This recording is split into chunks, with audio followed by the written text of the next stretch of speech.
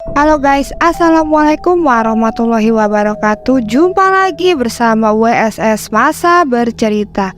Hari ini aku akan menceritakan pembunuhan kejam seorang wanita yang saat itu sedang mengantarkan temannya pulang pada dini hari.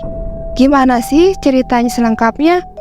Tapi tunggu dulu, sebelum masuk ke detail ceritanya, jangan lupa dong klik tombol like and subscribe channel ini jika kalian menyukai video kami ya. Dan sebarkan video kami ke teman-teman kalian. Sekarang kita mulai masuk ke detail ceritanya.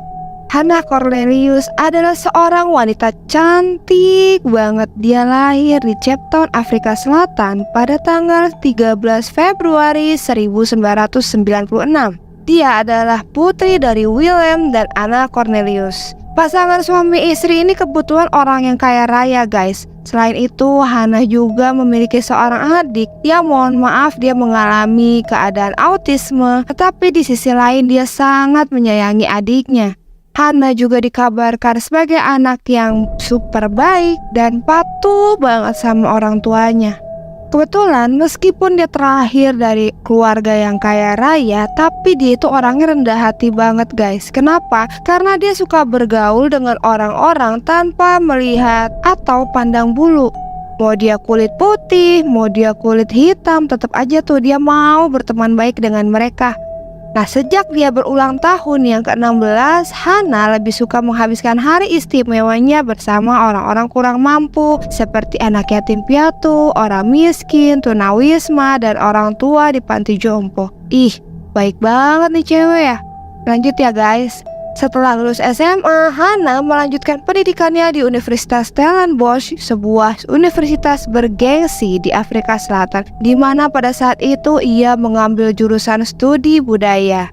Kisah sebenarnya dimulai pada malam tanggal 26 Mei 2017 guys, di mana Hannah dan teman-temannya lagi pergi ke sebuah pub. Dia lagi pesta-pesta dan minum-minum. Saat itu Hannah minta izin nih sama ibunya. "Mam, aku pulang jam 2.30 ya." "Oke, baiklah sayang, hati-hati ya di jalan," kata si ibunya.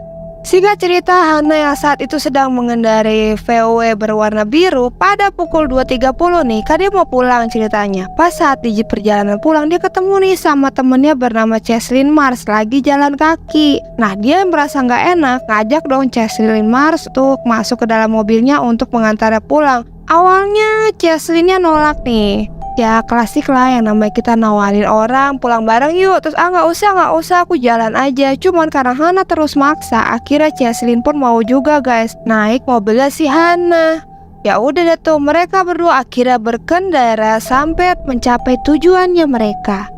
Si Hannah dan Cheslin nih di dalam mobil pada saat itu menghabiskan waktu dulu guys untuk ngobrol-ngobrol sebelum Cheslin pun turun. Pada saat itu secara tiba-tiba datanglah sekelompok laki-laki berjumlah 4 orang yang sedang melewati daerah tersebut yang diidentifikasikan sebagai Vernon Whitboy, Geraldo Parsons, Eben Van Nick, dan Nashville Julius yang saat itu kira-kira berusia 27 hingga 33 tahun.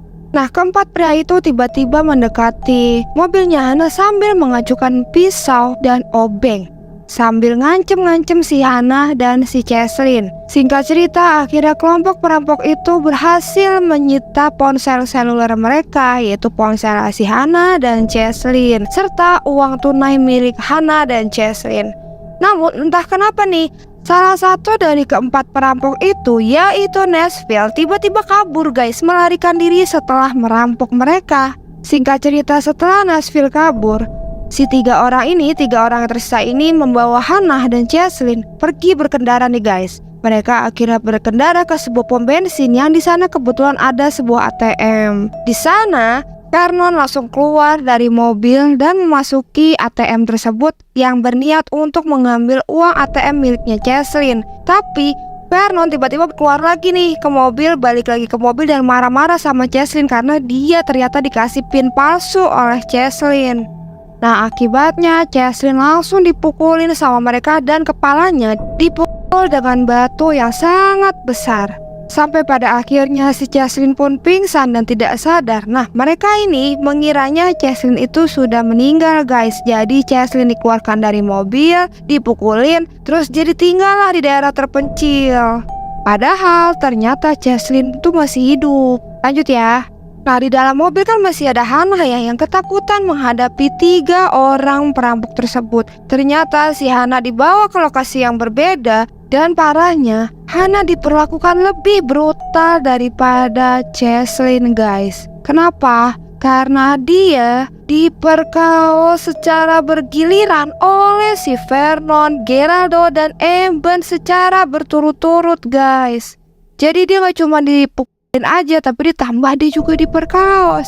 Meskipun pada saat itu Hana memohon-mohon sama mereka, tolong jangan bunuh saya ingin hidup. Tapi sangat disayangkan, permohonannya dia malah jadi bahan tertawaannya mereka. Dan setelah itu mereka kembali memperkaos ulang si Hana. Dan menurut beberapa artikel yang gue baca, dia itu diperkaos dan disiksa selama 11 jam dari dini hari sampai siang hari.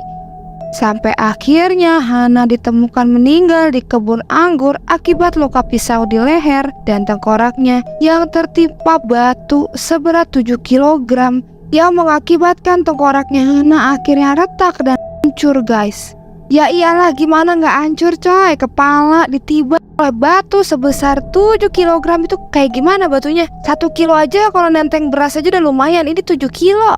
Keesokan harinya, polisi pun melancarkan pemburuan tersangka setelah menerima laporan bahwa Cheslin telah ditemukan oleh anggota masyarakat dan terluka parah, serta tubuh Hana ditemukan dalam kondisi yang sangat mengerikan. Yang bikin geleng-geleng kepala nih guys, setelah mereka sudah menghabisi nyawanya Hana, ketiga tersangka ini berhasil lagi nih menjara 2 wanita tambahan. Gila sih, gak ada kapok-kapoknya ya di 3 orang ini. Mungkin mereka itu merasa diri mereka sudah sering melakukan hal seperti itu dan mereka bisa mengelabui para polisi ya guys. Tapi sepandai-pandainya tupai melompat, akhirnya mereka pun jatuh juga. Kenapa? Karena tanpa mereka ketahui mereka itu dalam pengawasan detektif. Dan akhirnya Vernon, Geraldo, dan Eben akhirnya ditangkap. Pembunuhan Hana masih sulit dipahami oleh keluarga dan teman-temannya serta orang yang biasa dia bantu guys, seperti tunawisma tadi, orang panti jompo, semuanya tuh. Belum lagi adiknya Hana yang mengidap autisme. Sering nih nanyain Hana, kakaknya yang cantik dan baik itu pergi kemana, kok gak pernah pulang gitu kan. Ya ampun, kesian banget ya. Tapi guys, ada satu hal yang sangat mengejutkan banyak orang. Kenapa? Karena ibunya Hana ditemukan tenggelam di pantai hampir setahun setelah kejadian tersebut. Mayatnya yang babak belur ditemukan di perairan dangkal Cape Town. Dan mengenai hasil persidangan, Vernon, Geraldo, dan Eben dijatuhi hukuman penjara seumur hidup karena kasus pemerkosaan, perampokan, dan pembunuhan, serta pelanggaran lainnya. Sedangkan Nashville dijatuhi hukuman 15 tahun penjara. Adapun keadaan Cheslin saat itu, ia tidak dapat melanjutkan studinya karena trauma dan gangguan pendengaran akibat serangan yang mengerikan tersebut. Duh, kesian ya si Cheslin. Jadi itulah guys, kasus pembunuhan Hana Cornelius, wanita yang cantik dan baik banget. Kenapa bisa dihabisi nyawanya seperti itu? Terima kasih sudah menonton kisah kami.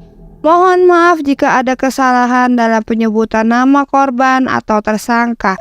Sampai jumpa di kasus selanjutnya. Assalamualaikum.